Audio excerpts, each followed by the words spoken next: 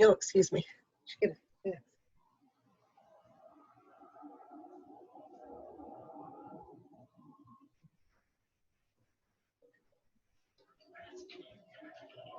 Good afternoon, everyone, and welcome to the British Columbia Museums Association webinar. My name is Lorenda Calvert, and I will be your host for today.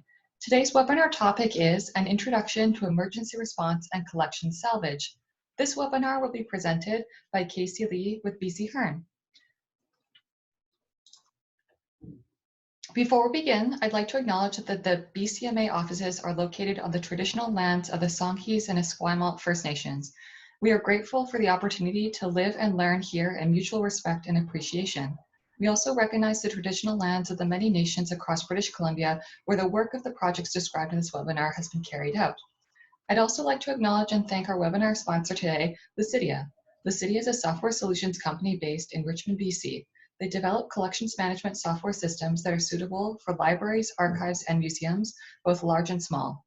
Lucidia's motto is, redefine how knowledge is shared, which is quite fitting for a webinar sponsor. We thank Lucidia for sponsoring BCMA as we seek to share knowledge through our webinar series. As I mentioned, I am Lorenda Calvert, your host for today. I'm also BCMA's program coordinator. I've been with the organization for just over 3 weeks now, and this is only my second webinar, so bear with me if there are any technical challenges. If you're experiencing technical difficulties, please do email our office. Vanessa, our operations manager, is standing by to assist. So a bit of housekeeping before we begin. If you're reading this slide and hearing me talk, you are doing great. If you can't, don't shout at your screen because we won't be able to hear you. Simply use the chat function at the bottom of your screen. It may be hidden, so if you hold your mouse either at the top or bottom of your screen, the feature menu should emerge. Use the chat feature to ask questions or make comments. I will read your comments or questions out to the host. We are asking that you save your questions until the end of the session as there is time left over for question and answer period. This month's presenter is Kasey Lee from BC HERN. Thank you, Kasey, for joining us today. And now, Kasey, over to you. I'm going to stop sharing my screen now. Hey, thank you, Lorenda. I'm going to try sharing my screen. No, that's not it. So I hope that people can see that. Lorenda, can you see that screen? We cannot. Oh dear. Okay, let's try again. Get through the little technical difficulties here first.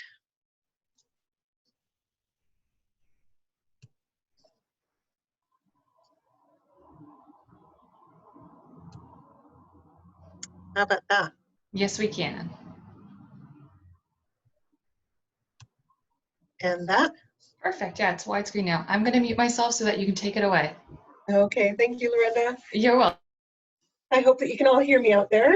I hope that you're faring well during this crisis time.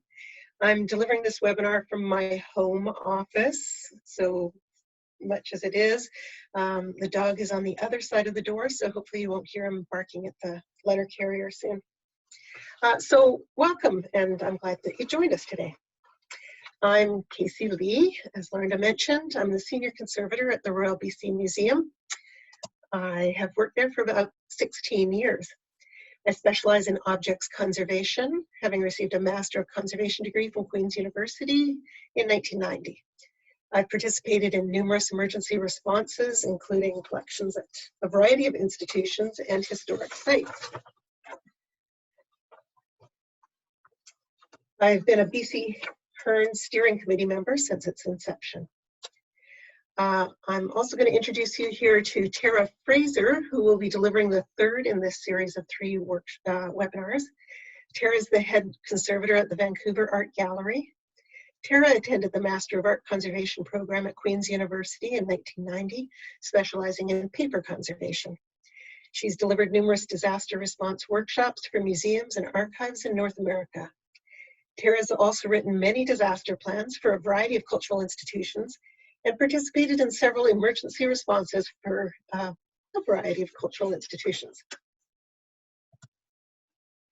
BC HERN activities are funded in part by a grant from the Government of Canada Museums Assistance Program. And I'd also like to give a shout out to Anne Deplanche.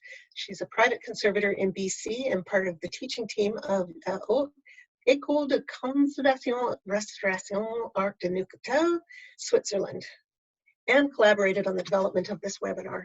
And my apologies, Anne, if you're listening to this, my horrible pronunciation. The BC HERN is an acronym for the British Columbia Heritage Emergency Response Network. The BC HERN is a collection of allied cultural workers across the province of BC. It's growing and interconnecting people through training and membership. The main goal is to increase emergency response capacity and confidence on the local level all around the province. The initiative was born from the identified lack of unified support for disaster response and collection salvage in the province in light of the growing risk to collections due to climate change. Flood at the Museum of Anthropology and fire at the Umista Cultural Center in Alert Bay served as the catalyst for an initiative that a group of conservators on the West Coast have been working on for the past 4 years, the development of the BC Heritage Emergency Response Network. These events highlighted the need for some sort of management-supported infrastructure that could be formalized and shared by larger cultural institutions in support both of one another and of smaller institutions in BC. Conservators have a moral and professional obligation to provide support to people dealing with collections in crisis. But we have limited resources and we can't be everywhere, especially on short notice. The BC HERN was developed to spread the expertise and resources geographically around our province.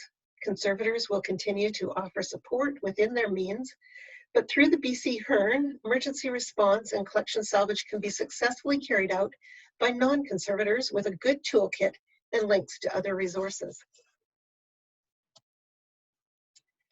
So, the flood at the Museum of Anthropology and the fire at Umista Cultural Center served as the catalyst to bring this group of West Coast conservators together to create the BC HERN.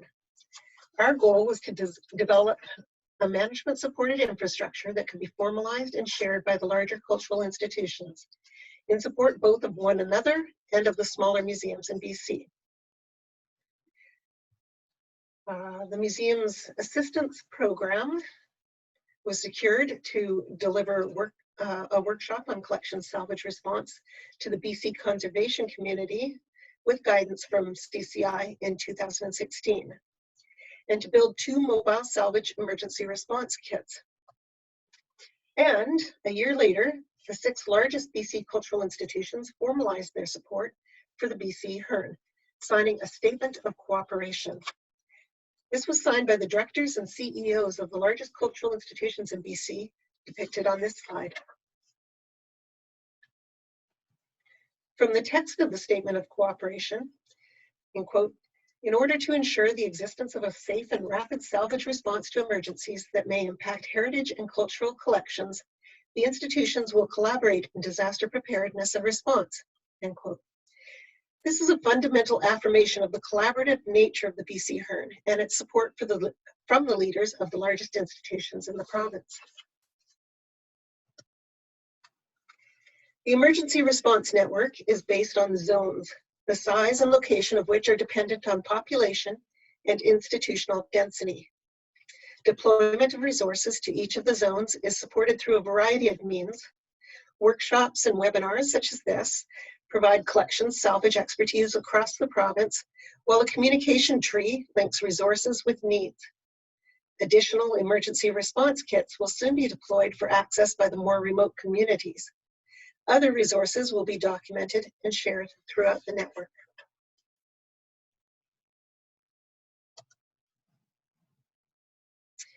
Through all of our work, we aim to build confidence in emergency response and collection salvage across BC. So all this to say, if you join the BC HERN, you'll have access to supplies, training, online resources, and professional advice, but more on how to join later. This webinar will present an introduction to emergency response and collection salvage for people working in cultural institutions. Note, if you're looking for instruction on emergency preparedness, The Canadian Conservation Institute has a number of resources to help you out, including workshops, instruction in various formats, manuals, and site visits. So please contact them directly if you need help getting started. In the next half hour or so, you'll be acquainted with the basic anatomy of a disaster, with attention to health and safety considerations and the importance of documentation. Collection salvage will be discussed at an introductory level, with more detailed instruction provided in the webinars on April 22nd and 29th. So, where are you and what are you doing the moment the phone call comes? Or did you discover the problem yourself? Or is it a community emergency that everyone is responding to simultaneously? Every circumstance will be different, but there are some common experiences and actions that can guide you through any emergency. Collections-related emergencies generally tend to unfold in a predictable fashion. A timeline can be visualized, though it may be highly compressed or extremely delayed, depending on circumstances. History tells us that normal operations are never quite the same after an emergency. Let's explore this model in a little more depth. So the first stage is the actual emergency. At this point, there may be a low level of security in and around the building. There may be the presence of command and emergency services, personnel on site whom you've never seen before and whom you may have to answer to. There will be psychological and technical impacts. The duration of this stage can last for hours, even up to days, from the permission to walk into the building to the creation of an efficient workflow. The second stage, salvage, is where the impacts to your institution operation may be illustrated, evident, and you'll have to have a certain segment of your workforce working on that, or you may have to deal with it yourself. There may be technical and logistical management of collections to deal with. You will have to determine the type and degree of collections stabilization or treatment, and object tracking and documentation must begin. This stage often lasts for days to even weeks, as time is needed to stabilize and treat the collections. And the last main stage is the recovery stage. At this point, you may be dealing with environmental controls in the buildings, which must be reestablished to some degree and as much as possible.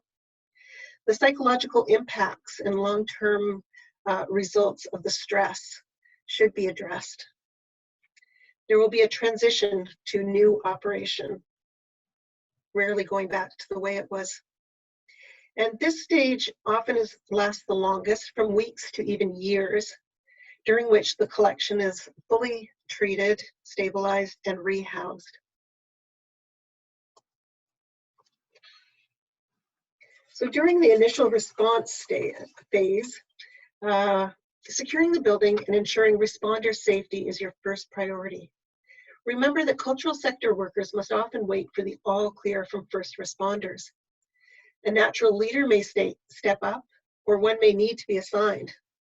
The roles are often dictated by expertise, but as many of us have learned when we're in situations like this, it's also dictated by the various capabilities and talents of certain individuals. We like to say that some people are natural leaders and others are donut getters. There's a role for everybody, and these have to be tailored to the strengths of the people at hand. Develop your team, amass your supplies, and put together a health and safety plan. In the orientation phase, you'll begin your assessment of the site and work out a salvage plan for the collections. Never underestimate the importance of documentation, starting right now. Take a lot of pictures. Assign a recorder or several recorders. Set up your systems. And cell phones are now becoming one of the best tools that we have in our toolkit for situations like this. So if you have a cell phone, bring it along with you. Once your salvage plan is in place, you can move on to the stabilization and monitoring phase. Stabilization of collections should begin with triage and may involve moving the collections off-site. At this point, revisit your security concerns and connect with outside resources if possible. Again, documentation is critical at this stage. At the same time, as you're salvaging collections, remediation of the site will be underway. You may be bumping shoulders with tradespeople and others on site, and you need to have good open communication with these people. Inform them of what you're doing there and what are your goals, and try to learn what they need from their perspective. Worker health and safety may be more important than ever as people become invested and tired at the same time. So check in regularly with your people and maybe even assign a health and safety director to ensure that this is done. Near the end of the emergency response comes the recovery stage. Collections treatments may be ongoing for some time, but operations must resume at some point, usually before treatments are completed. A new normal will develop out of reflection and adaptation. Remember to continue to check in with responders to ensure impacts of the incident are dealt with physically and emotionally. And be sure to celebrate your successes. Finally, update your emergency plan with what you've learned.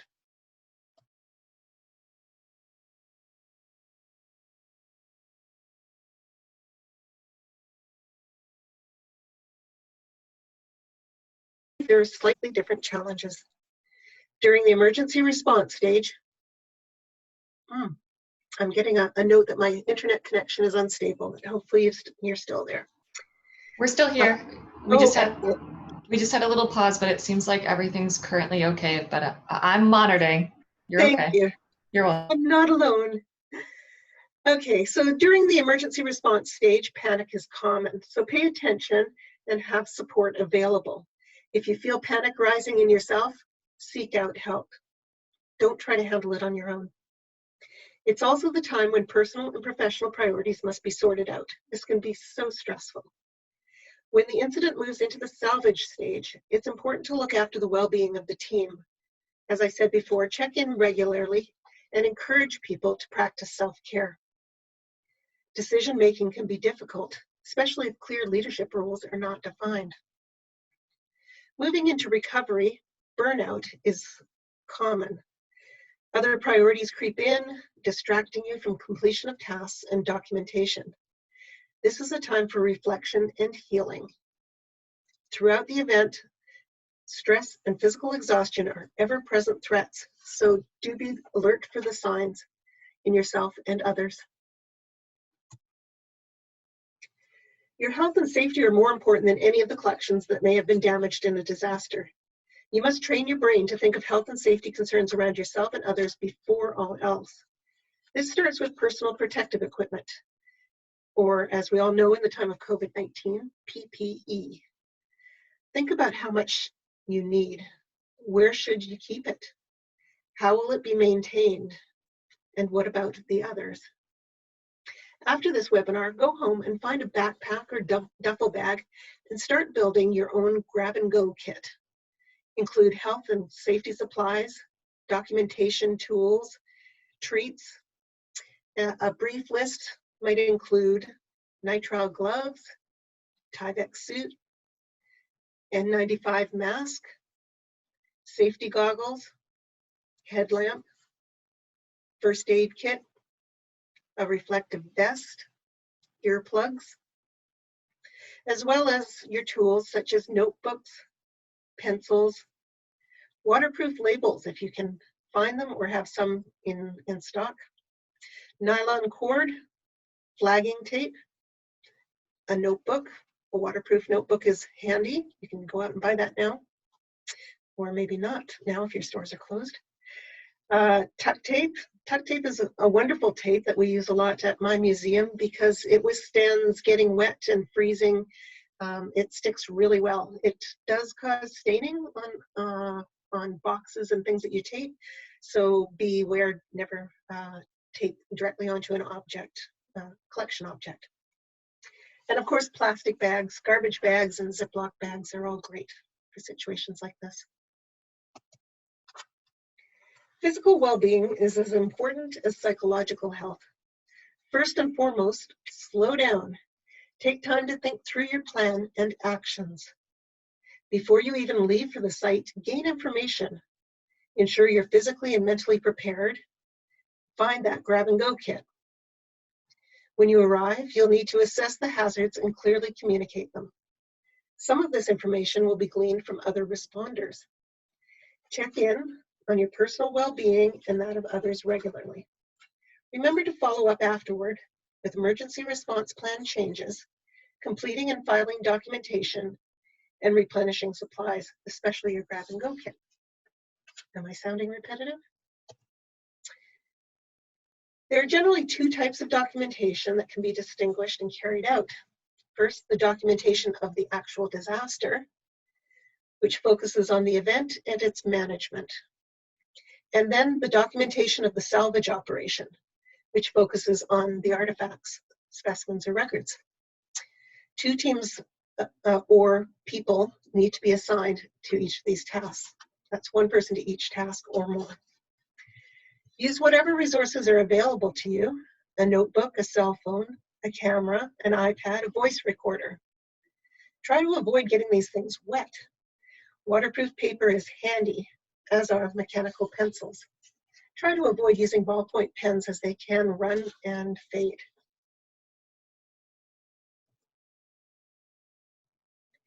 Disaster documentation is needed for questions of liability and insurance, but is also very useful for locating objects, evaluating the condition of artifacts, assessing further problems, or for the annual or other institutional reports. Consider all of the documentation that must be kept and ensure that one or more people are responsible for this task. Try not to take it all on yourself if at all possible. Be sure to document triage decisions, stabilization treatments, and recommendations for future treatments. Label and record objects that are part of a group and try to keep that group together if possible. Save damaged labels, even if not completely legible. Objects such as natural history specimens may be completely devalued if the label is lost. And of course, take lots of pictures.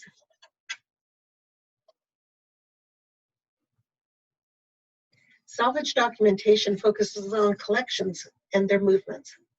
During an emergency response, objects will be relocated several times. It's important to know the exact state and location of all objects all the time. There are several solutions for tracking objects.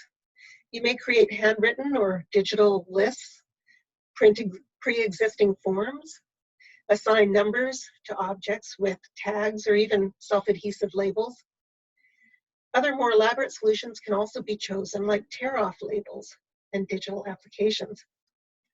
The last image on this slide depicts the CLIO, that's K-L-I-O, rescue app that was developed in Switzerland by a private museum consultant. The BC HERN is seeking funding to develop a similar app that could serve our community. Benefits of using an app on your phone include speeding up documentation, associating photos with records, and creating uniformity of documentation, especially condition reports. Disadvantages, well, if you don't have power and/or Wi-Fi, that might be a problem. And also, there's usually some training involved with use of the app. This is an example of a tear-off labeling system that's been used in Switzerland. These labels can be printed in advance of an emergency. Labels can be attributed to single objects or cases filled with objects, and the salvage numbering can be subdivided or combined later as needed. They're extremely useful for tracking objects through the salvage and recovery process. There are 4 sections that can be completed in pencil and attached to the object. Each of the labels has a salvage number that is not related to the inventory number or catalog number. Manipulating fragile objects in order to search for the inventory numbers, which already might have become unreadable or lost, is unnecessary if you keep a separate salvage number. The inventory number can be entered later as it is recognized or reintegrated with the salvage number. Slip A stays on the pad as a check. The 3 remaining parts are removed in one piece and attached to the object. Slip B, lost my place. I was so excited by that animation. Slip A, yes, the 3 remaining parts are removed in one piece and attached to the object with a polyethylene loop, pin, or string. Slip B is an extra slip that can be removed at any step. For example, if objects are directly transferred to a conservator and mailed back to the museum with the object. Slips C and D remain on the object. Slip C is the conservation report growing as a salvage procedure unfolds. Whenever an object is handled, moved, or treated, you can just add an X or a note, and that will continue the report. Information from Slip B can be entered manually into the museum database or scanned using an inventory card scanner, creating individual PDF files that can be entered into the database using the salvage number as the interface. Slip D remains on the object until the museum is absolutely sure that all objects have been correctly reintegrated and that no confusion of inventory numbers has occurred. The salvage number provides backup information during this time. So now we'll move into collection salvage. This photo, by the way, was taken at the Mista Cultural Center in the aftermath of their fire. Note the ingenuity and resourcefulness involved during the salvage of artifacts in a less than ideal environment, although a beautiful environment nonetheless. This diagram comes from CCI's Emergency Response Planning Workshop. Thank you, Irene Karsten. Once you have, sorry, I should have said workbook, not workshop. And it was provided by their disaster response person, Irene Karsten. Once you've determined that the site is safe to access and you have determined that there are spaces available for collections work, you can begin salvage and recovery. Just to back up, salvage is the assessment, protection, and retrieval of collections objects at the site of an emergency with the goal of preventing further damage. Recovery encompasses all the actions taken to return the objects to a stable condition. The slide presents the 12 basic elements of salvage and recovery actions. We'll start with triage. During this stage, you must resist the urge to act before planning. Again, slow down. Begin with a damage assessment. The extent of the area affected. Is it one display case? Several buildings on your site? An emergency can be small or large. I'm thinking back to an emergency at the Royal BC Museum when a caterer clipped the corner of a display case in our Indigenous Collections Gallery and shattered the glass. So there were tiny glass shards in amongst the artifacts.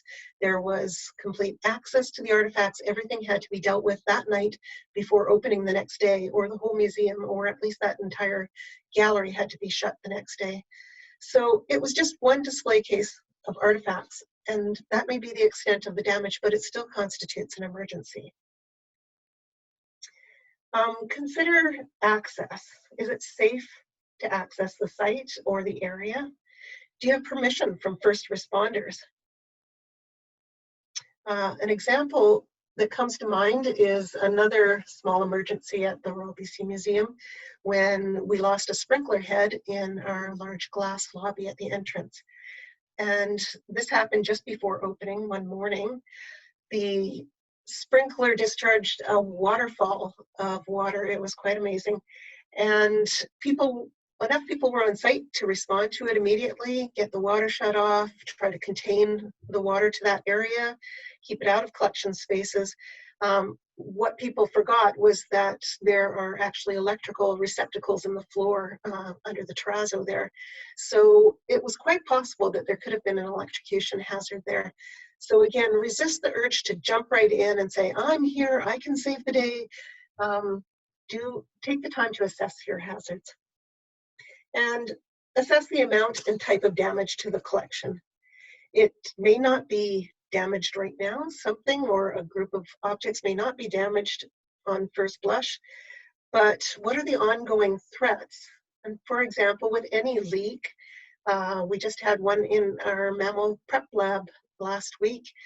The water may be contained, it may be kept away from the collections in proximity, but is the relative humidity skyrocketing? Do you need to get a dehumidifier in there and deal with that problem before the collections are damaged?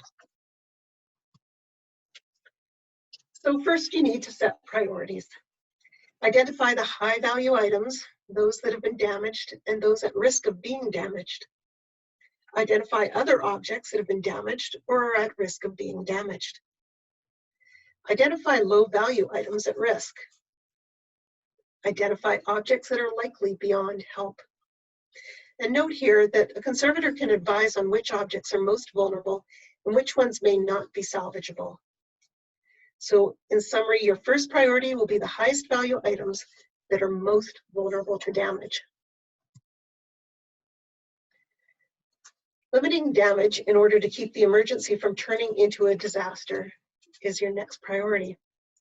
Contain the hazard, cover objects, lift them, move them, turn off water, turn off power, etc. And stabilize the environment. As I mentioned, you may need to reduce the relative humidity.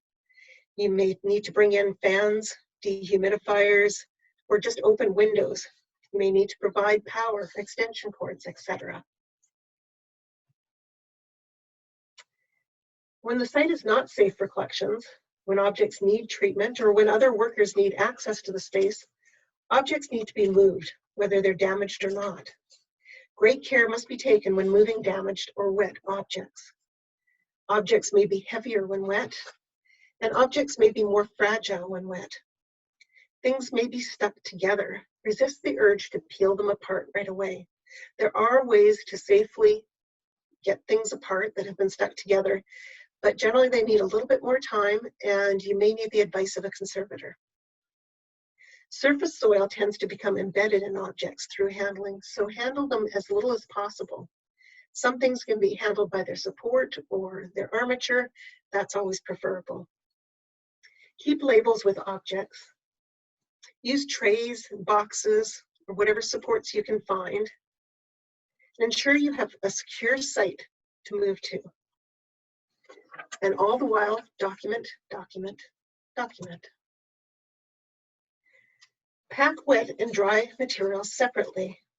Decide if objects can be cleaned or just blotted even before packing. Pack small items for ease of handling. Document and label everything. Take photos. I can't tell you the number of times I've been confused about which artifact came from where or even what it was, and I go back to the pictures and all of a sudden my memory is crystal clear. Use plastic or other waterproof containers if possible. Milk crates are great because they're solid, rigid, but they also have holes on the side through which air can pass through, so things have a little bit of space to evaporate the water. Separate contents if possible. To prevent things from sticking together, dyes from staining adjacent materials, and generally for air circulation. Don't overpack. Oops, I'm still on the other slide. Don't overpack or pack too heavy. Think about streamlining the recovery operations. An example is bagging books in plastic bags. It's a good idea if they're going off to the freezer, but think about how they'll be retrieved from the freezer afterwards. If there are just a few books in each bag, that gives you the opportunity to keep the weight low, as well as to deal with small quantities of books at a time as you're bringing them out and individually drying them. If you seal items in bags or plastic totes, You'll get mold very quickly, usually within 48 hours, so your recovery must begin immediately.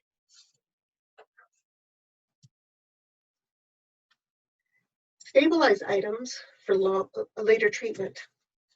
You can freeze them. Most often, this is used to prevent mold on wet collections that can't be dried within 48 hours.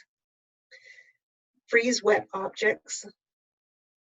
Almost all organics can be frozen, things like textiles, paper, leather, photographic materials. And keep wet objects wet if they can't be frozen. Note that you shouldn't freeze magnetic media and digital media, paintings on canvas, and some other very fragile objects. Limit the time in this condition and ask a conservator for advice. Again, materials that are dry or only damp should be kept dry. Don't wet them out, and keep them separated.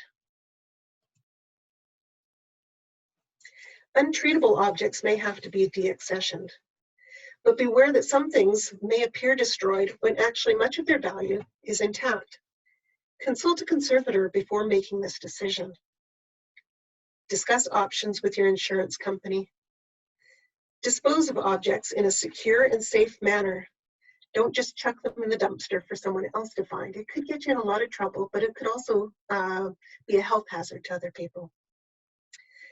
Be sure to document the process thoroughly for legal and other reasons.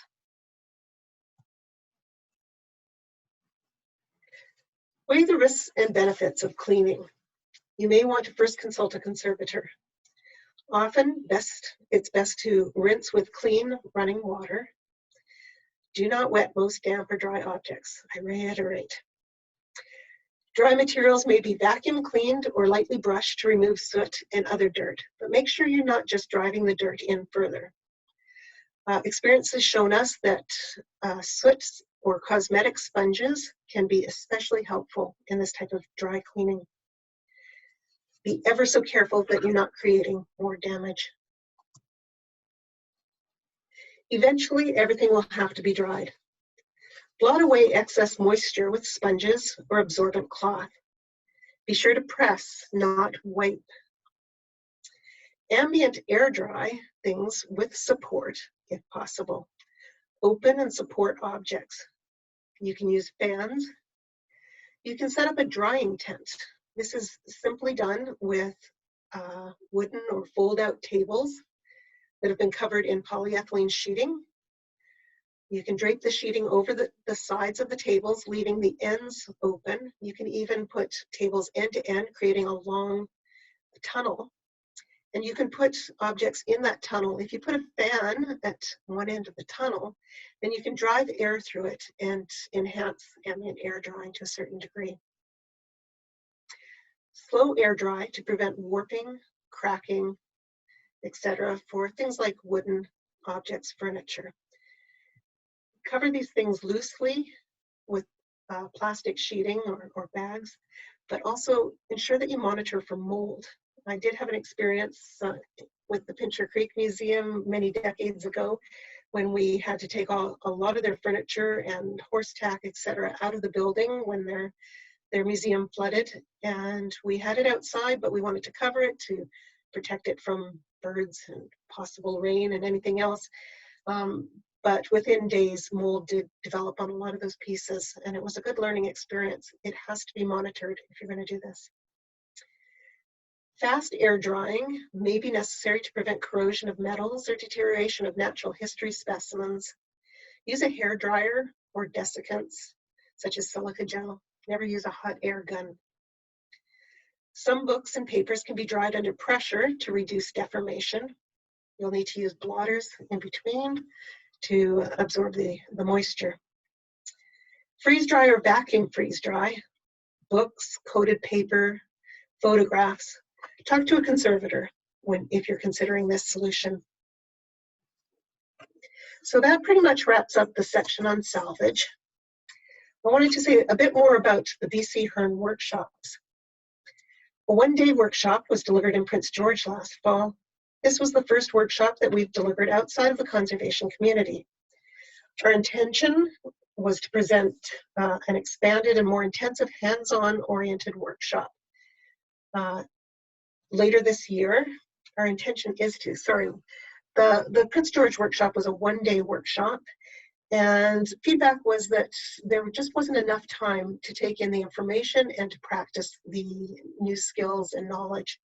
So we intend to present two-day workshops in the future. Hopefully in June, we'll have that Kelowna workshop, but of course during this COVID-19 crisis, we're not sure about that at all.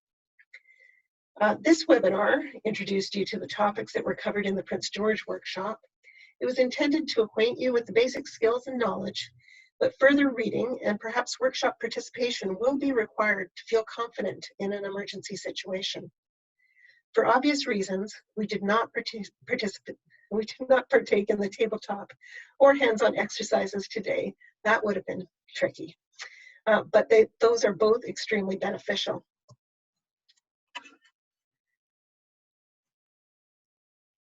The tabletop exercise will familiarize you with some of the key decision points that you'll be faced with in the aftermath of a disaster. You'll have the opportunity to think through various emergency scenarios with a group of people, brainstorming with and learning from the others, with input from instructors. It can be a real eye-opener. In the workshop, you'll also spend considerable time participating in hands-on exercises. Don the equipment and use the supplies that will get you through the chaos and the order that ensues when faced with damaged collections. You'll gain experience cleaning, drying, and documenting real objects. Does this not look like fun? Actually, this component of the workshop, which I can't bring to you through the webinar format, is probably the single most valuable component of your disaster response training. And upon completion of the workshop, you'll have fulfilled a requirement for membership in the BC HERN. These are the workshops that we had currently planned. However, as I mentioned, in light of the current crisis, these will likely be postponed. So in light of the current crisis, I did want to present a little bit of information for those who are working from home or dealing with an altered work experience in their cultural institution. If you missed it, the American Institute for Conservation Connecting to Collections webinar, it was titled Collections Care in the Age of COVID, is a valuable resource. I attended this webinar last week and wanted to impart some key points. I believe you can access the webinar through the link on this slide because it was recorded at the time. So this is the time to ensure that your emergency response plan is up to date, and perhaps even include a pandemic response plan, which may or may not have been part of your original plan. While we have a little bit of time to catch up on these administrative tasks, this is an excellent opportunity. Try testing your emergency response plan with e-meeting tabletop exercises. You can do that. Tomorrow, check to be sure your emergency response vendors are still working and available. If you have restoration services on your contact list, supply stores, check with them to see what's available at this point. If you have to respond to an emergency at your institution, there may be access, permission, and ID requirements necessary to get past by law enforcement or local enforcement, so prepare for this. Take inventory on who is fit tested and has an N95 respirator. The respirator then is usually a rubber mask with cartridges. It's also N95 and it has to be fit tested to an individual. These will come in handy when masks, the traditional masks that you see on the media that the hospital workers are wearing, are not available during this crisis. If you have to close your site, check out the CCI Note 1/3 titled Closing a Museum for the Winter. That will help you care for your collections while your museum is vacant. Ensure that collections are securely stored and covered, and keep up your housekeeping to discourage pests. This is a perfect time for a really deep clean if you can get on site. If you have them, place insect and rodent traps around vulnerable collections. Try to visit the site and collections regularly, if possible, to check for environmental and pest control issues, among other things. Check in with local emergency responders to let them know who is and who is not on site. If you can't get on site, do a FaceTime walkthrough with security staff, if you have them there, to check for insects, environment, conservation treatments in progress, etc. That's something we're doing at my institution. Be sure to document everything that you've learned through this crisis. The current evidence, no, I've lost my spot again. Sorry. Okay, take care of your mental health and check in with your colleagues regularly. Take care of your physical health. Make sure that you're getting some exercise, that you're eating well, and notably that your ergonomics are correct for the workstation that you've established for yourself at home, if that's where you are. Take advantage of community resources to keep you healthy and connected. When planning for reopening, you may need to stage or limit visitors to maintain physical distancing. Ensure everyone is aware that collections cannot be decontaminated like other surfaces. The application of alcohol or disinfectants will likely cause permanent damage to collections.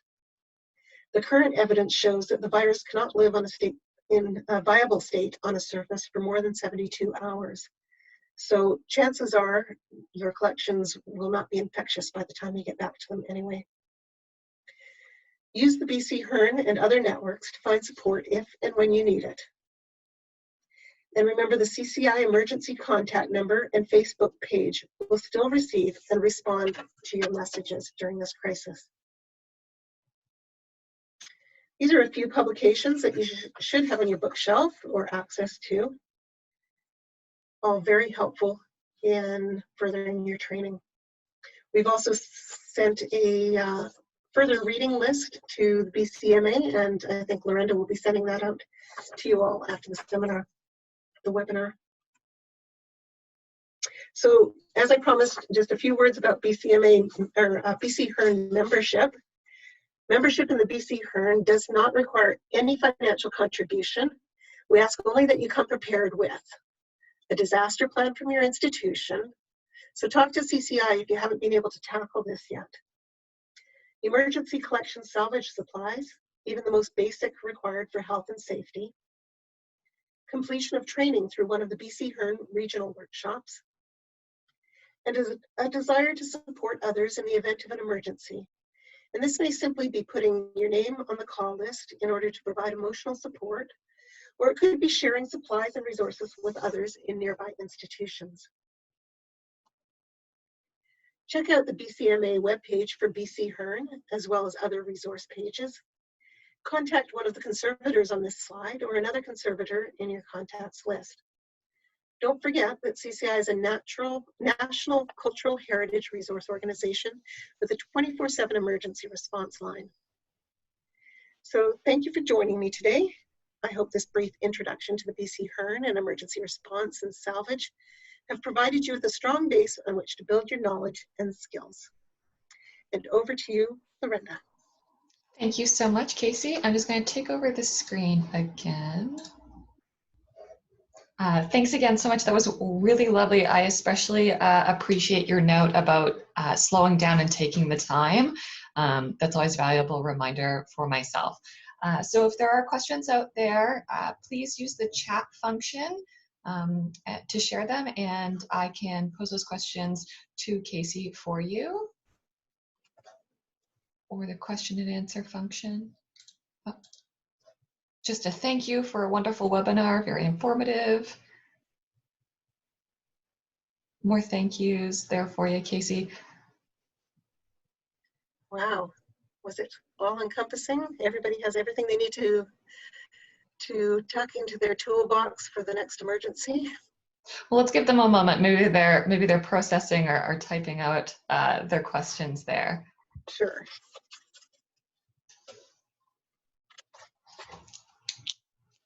I found the notepad that you were speaking about with the A, B, C, D different sections very, very interesting and such a good way to record information.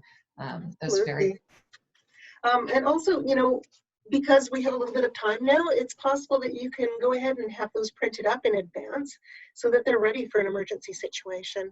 And if you're really ingenious, you can find a waterproof paper and print your labels onto waterproof paper, which will ensure that they'll last through the whole experience. Now for waterproof paper, does like writing onto it, is that still possible or? Yes, absolutely. That's what it's meant for. Wow, does it feel any different than writing on just regular paper? So I'm harkening back to my days as an underwater archaeologist eons ago, and it does feel a little bit different, but not terribly different. It's not like Tyvek that's really processed. It's very similar to paper, and you can write on it underwater as a scuba diver. That's so interesting. I feel like getting that just for the fact that, you know, it rains so much that it'd be nice to have a notebook that you could use and whip out at any time. Absolutely. It looks like we don't have any questions in the chat function here or the question and answer. Oh, here we go. We have one.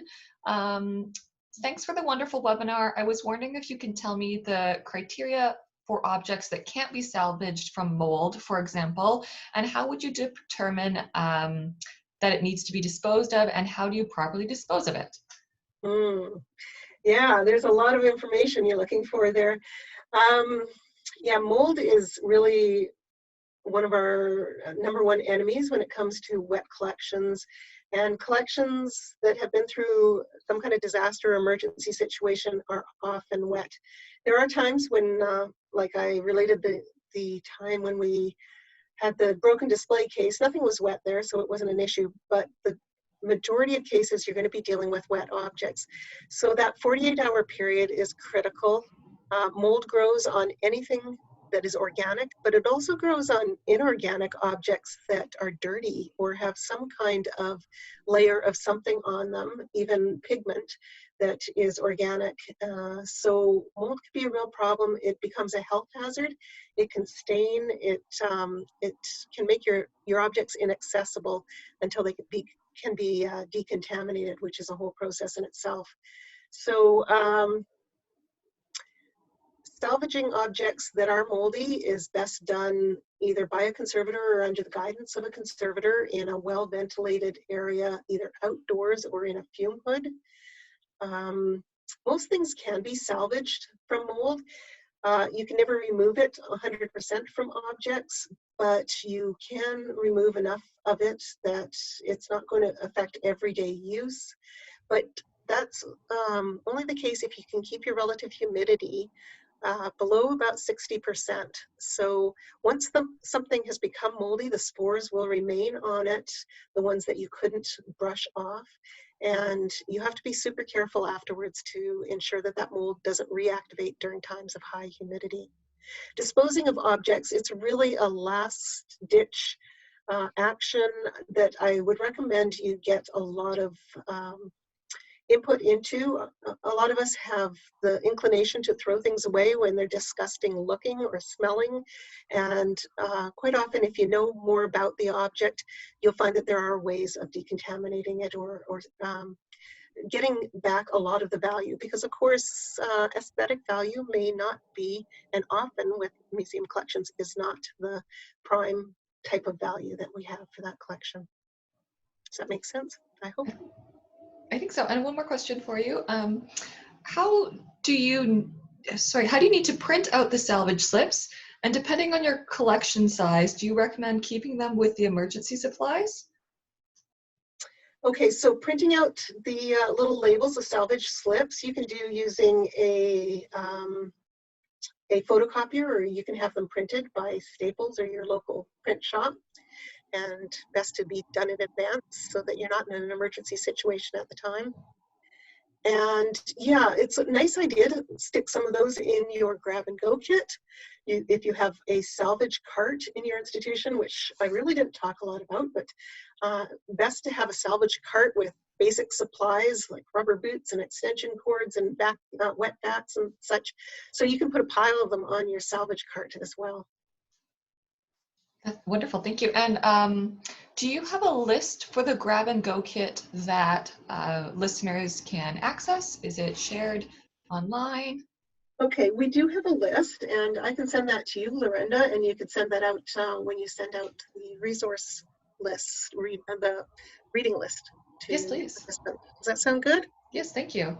Another question here, would you recommend storing significant objects that you would focus on first together to make it easier to deal with / find them during the initial response phase?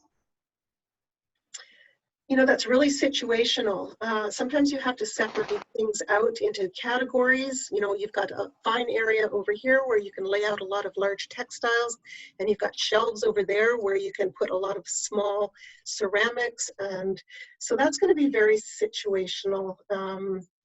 It does matter that you have security around your high value items. If you have monetarily valuable items, then you may need to develop a high secure room or storage area, or assign a security guard or what have you to those objects. So in that case, it's possible that you may need to put them all at least close to one another in one area.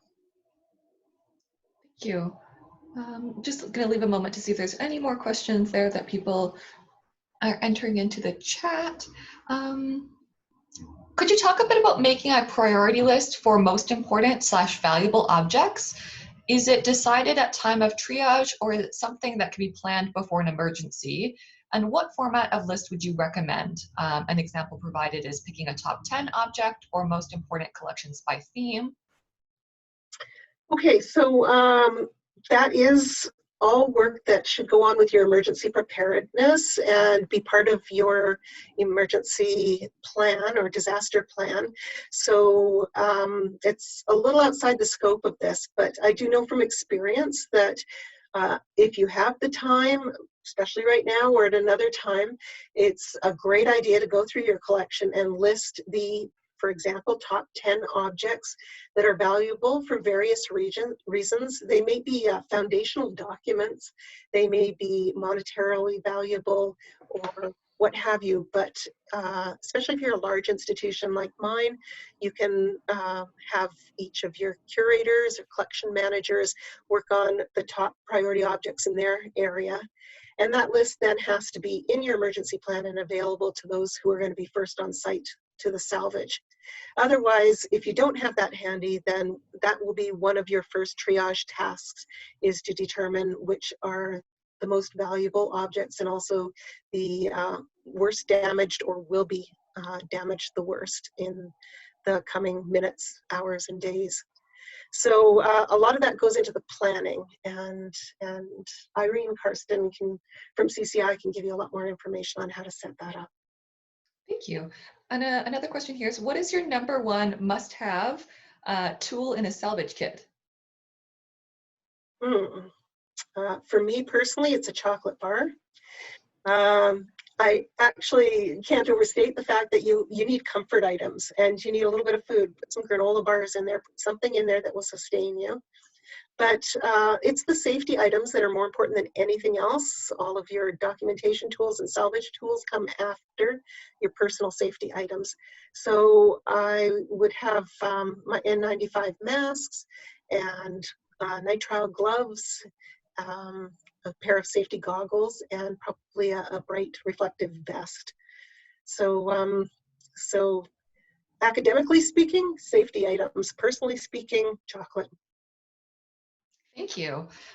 Let's end there. Just as we are closing in on our hour here for the webinar. I just want to thank you again, Kasey, for joining us and for sharing your knowledge. And I want to thank all of the participants as well for their questions. Let me just move along with my slides. Yeah, thank you so much for everyone for joining us. And again, Kasey, for presenting today. I certainly learned a lot, and I'm sure everyone joining us learned as well. So please mark your calendars for our next webinar, which is actually tomorrow, Thursday, April 9th, where we'll be exploring using your phone to create video tips and tricks, from videographers, and that's from 12 noon until 1. And please remember, if you have any suggestions for topics in 2020 or wish to present one yourself, please email programs@museumsassociation.bc.ca. We'd love to know what topics interest you. And for the rest of the month, you can join us for 2 more BC HERN webinars, one on April 22nd and April 29th, as well as a webinar on Wednesday, April 15th, which is Introduction to Brave Spaces. And please do fill out our follow-up survey, which will be in your inbox soon in regards to our webinars. And we'll be able to have the handouts as well as a recording of this webinar emailed to participants as well.